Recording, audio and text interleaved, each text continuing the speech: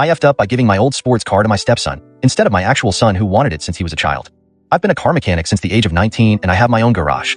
Throughout my entire life, I've always had a black Chevrolet Chevelle SS. After my first marriage went to shambles, I remarried a few years later. My new wife had a son, making him my stepson. Meanwhile, my son from my first marriage was living with his mom, but I saw him quite often at the shop. He dropped by occasionally to say hello or look at the cars I had in the shop. A while later, my ex-wife and son moved a few states away.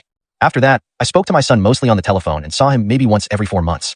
The phone calls became less frequent, and he said he wanted to focus on his schoolwork.